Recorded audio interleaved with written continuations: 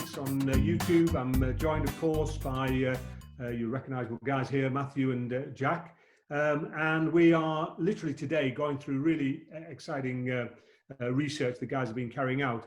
Many of you will know, obviously, the Ballon d'Or happens pretty much first week of December every year. This is the first year that obviously the Ballon d'Or isn't happening because of COVID-19. So true to form, our guys have done it for the last 4 years. And so we said, no, we're going to do it. So we've done it, and it's called Ballon de Carteret, naturally. And so some really interesting findings from the data and the research and the analytics these guys have been putting around to it.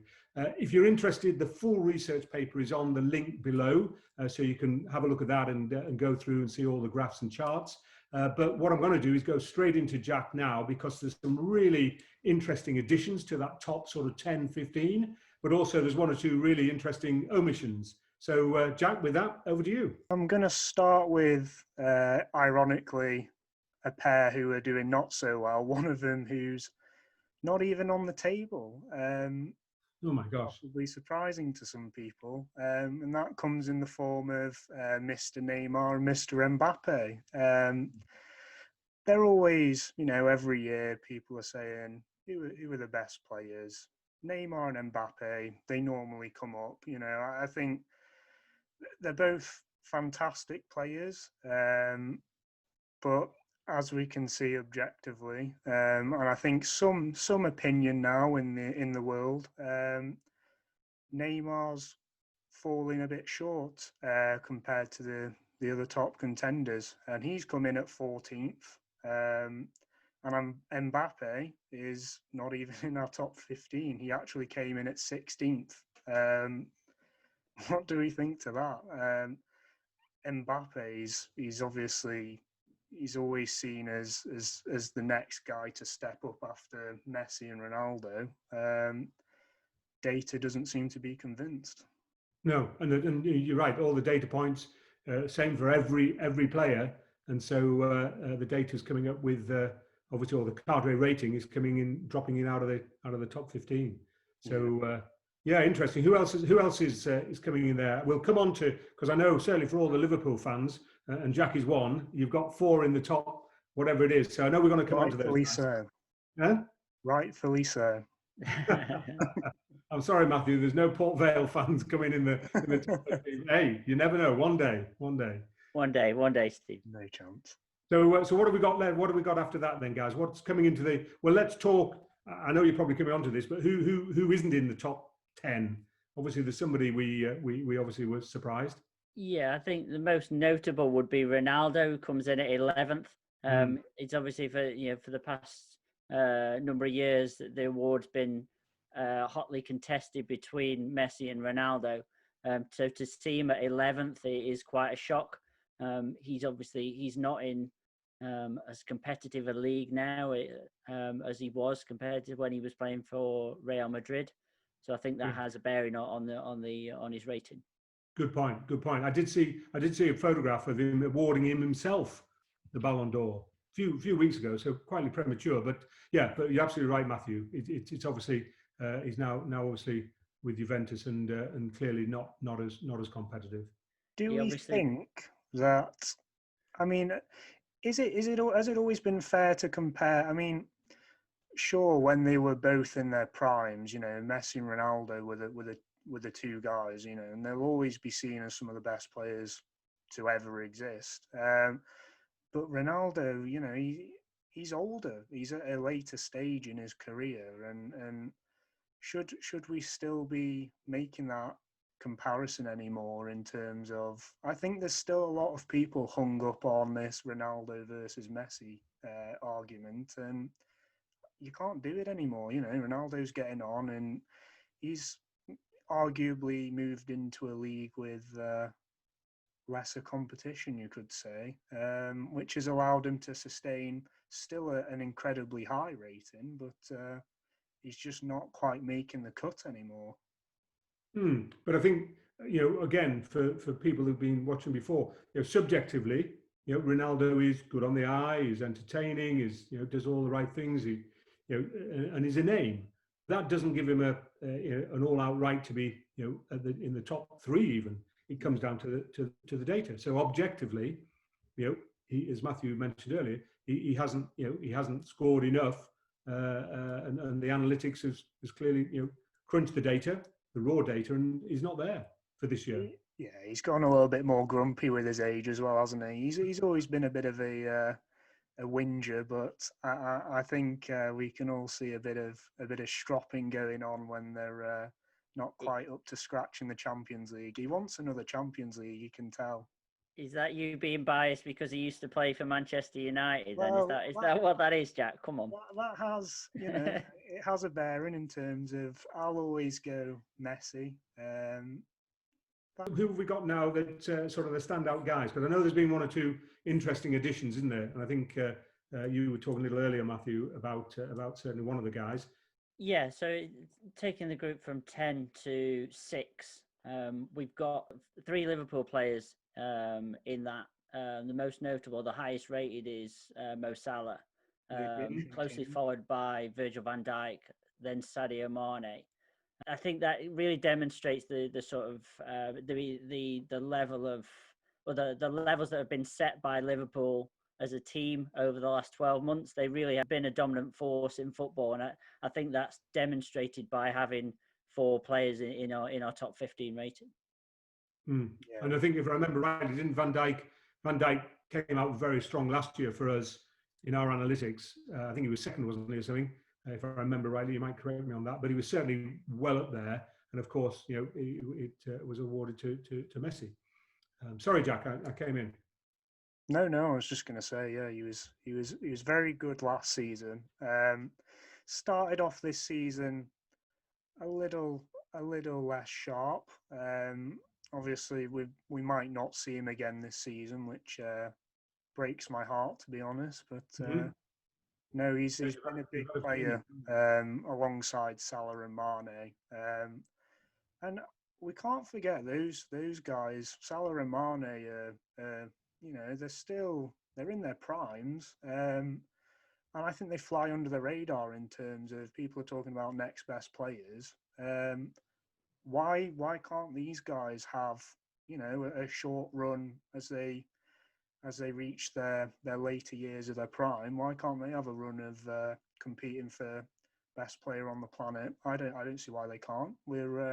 I think we're jumping a generation in terms of looking at the likes of Mbappe and another big name that we'll move on to shortly. I think they deserve to be in contention. I think they will be for a few more seasons, even if I am a biased Liverpool. No, you're allowed to be. You're allowed to be. That's okay. So Matthew, who we got? I know there's a star there that in the making that the data has identified. Do you want to take us through that? If we're moving on to the top 5, Erling Haaland comes in at number 5. Since his transfer from Red Bull Salzburg to Borussia Dortmund in January, he's not looked back. He's scored 23 goals in 23 appearances for Dortmund over that time period. He's unstoppable, and he's only 20 years old. So if he continues at this trajectory that he's on and at this level of performance, he'll certainly give our top 3 rated players a run for their money in 2021. Yeah. Never mind Mbappe. I mean, what a guy this Haaland is. He's a machine. It's almost it's weird now when he doesn't score. That you think, what's going on? Is there something wrong with him? But it's it's just crazy to be even thinking that about a player at 20 years old as well. I mean, he's a freak, and I think he's going to join the likes of Messi and Ronaldo if he carries on. That's for sure. But on the data, Matthew, I mean, he came on the Carteret rating. Where obviously he came in at 4th, was it?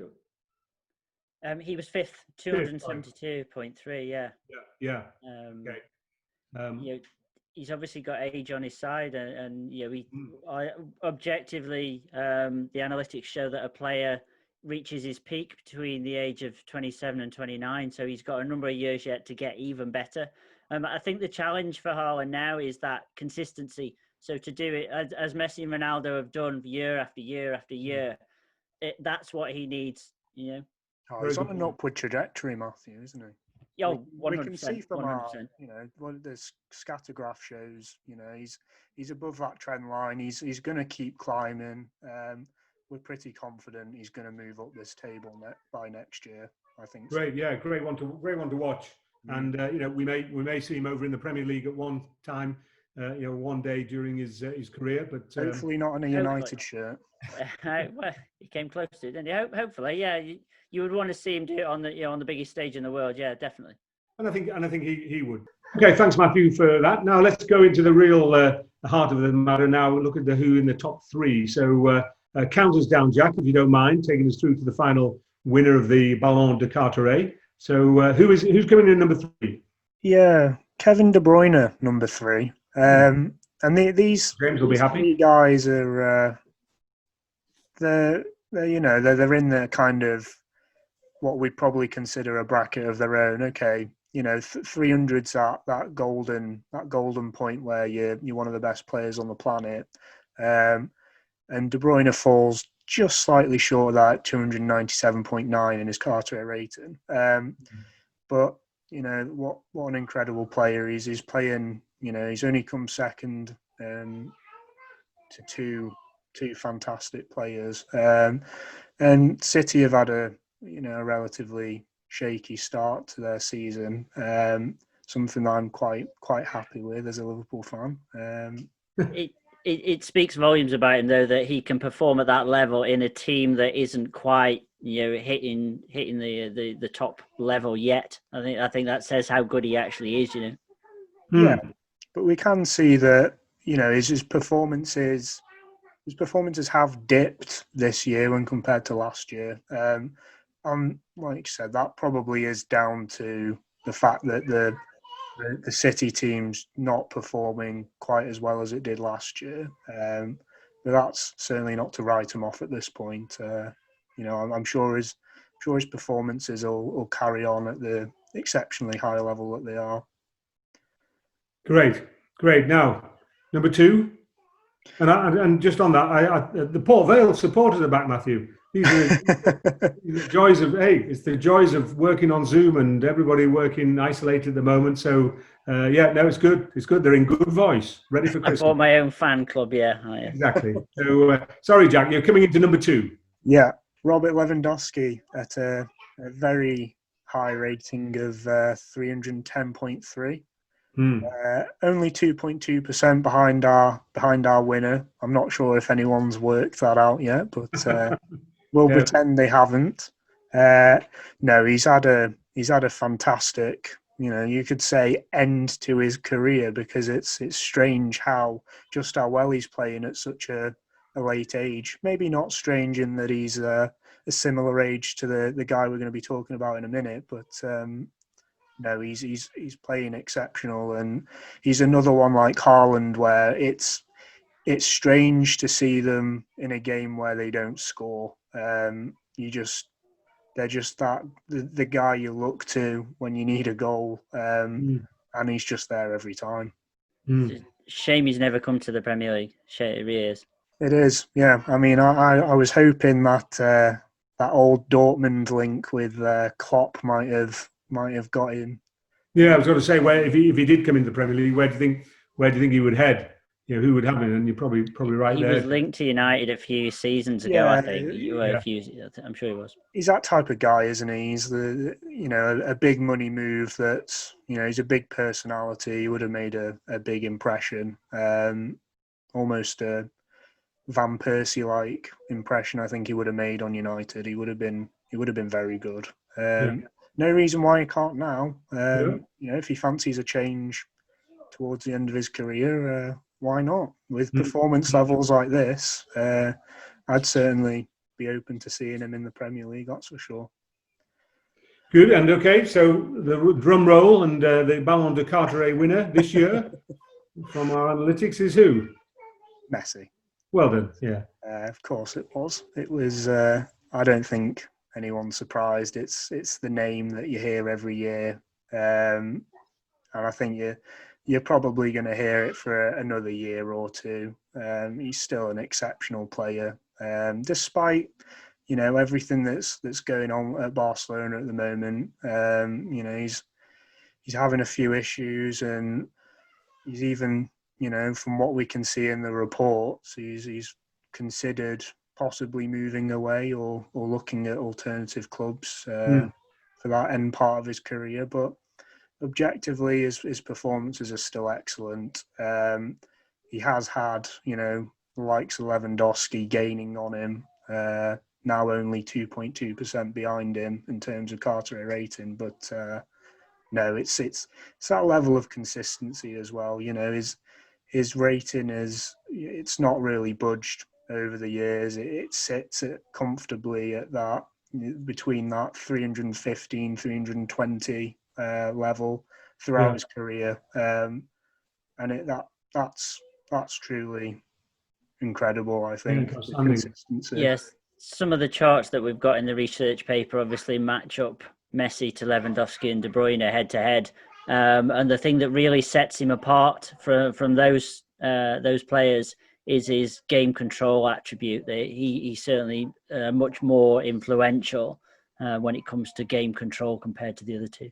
Yeah, any goal Barcelona score, when Messi's on the pitch, he seems to be the guy who decides how that goal's scored, you know, whether he's the guy passing or whether he's the guy finishing. He certainly, you can visualize, even from a subjective perspective, that level of control he has on a game. It's exceptional, and it comes through objectively as well in his data, that's for sure. We were having a discussion, weren't we, Matthew, on he does seem to have plateaued a bit.